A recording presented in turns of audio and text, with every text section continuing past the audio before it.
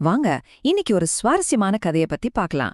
இப்போ யோசிச்சு பாருங்க, விஞ்ஞானமே ஒருத்தரை கைவிட்டுடுச்சு, அப்போ நம்பிக்கை அவருக்கு கை கொடுக்குமா? இன்னைக்கு நாம பார்க்க போறது இன்னும் 7 நாள் தான் உனக்கு வாழ்க்கைன்னு சொல்லப்பட்ட ஒருத்தரோட நம்பவே முடியாத ஒரு பயணத்தை பத்தி தான். கொஞ்சம் யோசிச்சு பாருங்க, உங்களுக்கு வாழ இன்னும் 7 நாள் தான் இருக்குன்னு சொன்னா என்ன பண்ணுவீங்க? இதுதான் கணபதின்ற ஒருத்தர் திடீர்னு சந்திச்ச ஒரு அதிர்ச்சியான நிஜம். அவரோட உலகமே தலைகீழா மாறப்போகுதுங்கிறதுக்கான முதல் சிக்னல் அதுதான். சரி, கதைக்குள்ள போலாம். இடம் கொரத்தூர்ல ஒரு அமைதியான வீடு. காலையில அந்த இதமான வெளிச்சம் வீட்டுக்குள்ள மெதுவா வருது. அந்த நேரத்துல எல்லாமே ரொம்ப இயல்பா வழக்கம் போலதான் போயிட்டு இருந்துச்சு. கணபதி கண்ணைக்கு எல்லாமே நார்மலா தான் தெரிஞ்சது. ஆனா திடீர்னு அவரோட தொண்டையில ஒரு சின்னதா ஒரு வலி, ஒரு அசௌகரியம். அந்த அமைதியான காலை பொழுத அது மொத்தமா கழிச்சு போட்டுடுச்சு. அந்த ஒரு சின்ன விஷயம் அவரோட வாழ்க்கையே புரட்டி போட போகுதுன்னு அப்போ அவருக்கு தெரியாது. என்னன்னு தெரிஞ்சுக்கணுமே. உடனே கணபதி ஹாஸ்பிட்டலுக்கு போறாரு. அந்த இடமே ஒரு மாதிரி இருந்துச்சு. மிஷின்களோட சத்தம், மருந்து வாசனைன்னு ஒரு உணர்ச்சியே இல்லாத குளிரான உலகத்துக்குள்ள போன மாதிரி ஒரு ஃபீல். அங்க போனதும் எல்லாம் வேக வேகமா நடக்க ஆரம்பிச்சது. முதல்ல செக்கப் பண்ணாங்க, ஏதோ சீரியஸான பிரச்சனை இருக்குன்னு சொன்னாங்க. உடனே எக்ஸ்ரே எடுக்க சொன்னாங்க. அந்த லைட் போர்ட்ல தெரிஞ்ச அந்த கருப்பு வெள்ளை ரிசல்ட் ஒரு பெரிய அதிர்ச்சியை கொடுத்துச்சு. டாக்டர் ஒரு பயங்கரமான விஷயத்த சொன்னாரு. பாத்தீங்களா, ஒரு சின்ன அறிகுறியா ஆரம்பிச்சது இப்போ ஒரு பயங்கரமான நிஜமா அவர் முன்னாடி நின்னுட்டு இருந்துச்சு. டாக்டர் சொன்ன வார்த்தைகள்ல ஒரு சின்ன நம்பிக்கை கூட இல்ல. நிலைமை ரொம்ப மோசமா இருக்கு, இதுக்கு மேல எங்களால எதுவும் பண்ண முடியாதுன்னு சொல்லிட்டாரு.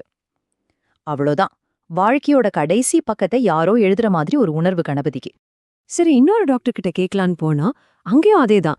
மன்னிக்கணும், இது குணப்படுத்தவே முடியாத ஒரு நோய்னு அவரும் சொல்லிட்டாரு. முதல் டாக்டர் சொன்னதோட ஒரு மோசமான எதிரொலி மாதிரி இருந்துச்சு இது. அந்த தவிர்க்க முடியாத விதிங்கிற இருட்டு கணபதியை இன்னும் வேகமா சூழ்ந்துக்குச்சு.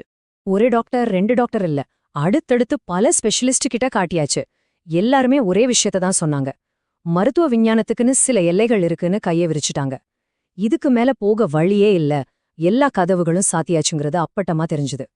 அந்த அதிர்ச்சியான ரிப்போர்ட்டோட சேர்த்து அவரோட மனச நுறுக்குற மாதிரி ஒரு கெடுவும் வச்சாங்க.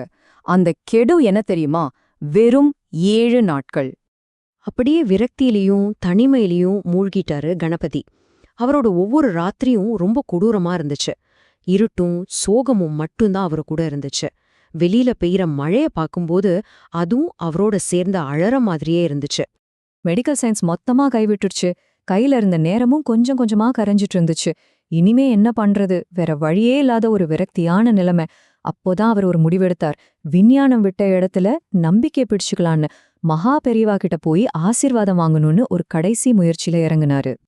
அந்த மடத்தை நெருங்க நெருங்க ஒரு மாற்றம். சிட்டியோட அந்த பரபரப்பான வெளிச்சமெல்லாம் மறைஞ்சு ஒரு இதமான தெய்வீகமான ஒளி அவரை சுத்தன மாதிரி ஒரு உணர்வு. ஏதோ ஒரு தெய்வீக சக்தி அங்கு இருக்கிறத அவரால உணர முடிஞ்சது. மகா பெரியவா அவரை பத்தி சொல்லணும்னா, அவர் ஒரு மிகப்பெரிய ஆன்மீக ஞானி, எளிமைக்கும் ஆழ்ந்த அமைதிக்கும் பேர் போனவர். கணபதியா பொறுத்த வரைக்கும் மூடப்பட்ட எல்லா கதவுகளுக்கும் நடுவுல அவருக்காக திறந்திருந்த ஒரே வாசல் மகா பெரியவா மட்டும்தான். கணபதி தனக்கு நடந்த எல்லாத்தையும் தன்னோட நிலைமையையும் பெரியவா கிட்ட சொல்லி முடிச்சாரு. எல்லாம் கேட்டுட்டு பெரியவா சொன்ன ஒரே வார்த்தை, பரீட்சித்து போல். அவ்வளவுதான். ரொம்ப அமைதியா, ஆனா ஒரு அதிகாரத்தோட சொன்னாரு. அதுக்கப்புறம் அங்க ஒரு ஆழ்ந்த அமைதி. இப்போ பெரியவாவை பார்த்துட்டு வந்த பிறகு திரும்பவும் ஒரு எக்ஸ்ரே எடுத்தாங்க. அந்த ரிசல்ட் ஒரு நம்பவே முடியாத விஷயத்த காட்டுச்சு. அத பார்த்த டாக்டர்ஸ்களே ஒரே அதிர்ச்சி. அவங்களால அவங்க கண்ணே நம்ப முடியல. ஆனா அந்த புது எக்ஸ்ரேய பாட்ட இன்னொரு டாக்டர் என்ன சொன்னார் தெரியுமா? இது தற்காலிகமா இப்படி இருக்கலாம், கொஞ்ச நாள்ல பழையபடி வந்துரும்னு சொல்லி ஒரு எச்சரிக்கையும் கொடுத்தாரு. கணபதியோட மனசுல லேசா துளிர் விட்டிருந்த நம்பிக்கையில இது ஒரு சந்தேக விதைய போட்ட மாதிரி ஆயிடுச்சு. மறுபடியும் அவரை அந்த பயங்கரமான யதார்த்தத்துக்குள்ள இழுத்துட்டு போச்சு. அந்த ராத்திரி கணபதிக்கு ரொம்ப நீளமா இருந்துச்சு. மனசுக்குள்ள ஒரு பெரிய போராட்டம். ஒரு பக்கம் அறிவியல் சொல்ற அந்த பயமுறுத்துற உண்மை, இன்னொரு பக்கம் பெரியவா சொன்ன அந்த வார்த்தைகள் கொடுத்த நம்பிக்கை. பயத்துக்கும் நம்பிக்கைக்கும் நடுவுல, தர்க்கத்துக்கும் உள்ளுணர்வுக்கும் நடுவுல சிக்கி தவிச்சுக்கிட்டு இருந்தாரு. கடைசியா சந்தேகத்தை எல்லாம் ஒதுக்கி வச்சுட்டு அந்த சின்னதா தெரிஞ்ச நம்பிக்கை ஒளிய கெட்டியா பிடிச்சுக்கலான்னு கணபதி முடிவு பண்ணாரு. இப்போ இறுதி டெஸ்டுக்காக காத்துட்டு இருந்தாரு. இதுதான் அந்த முதல் எக்ஸ்ரே. பார்த்தா ஞாபகம் இருக்கா?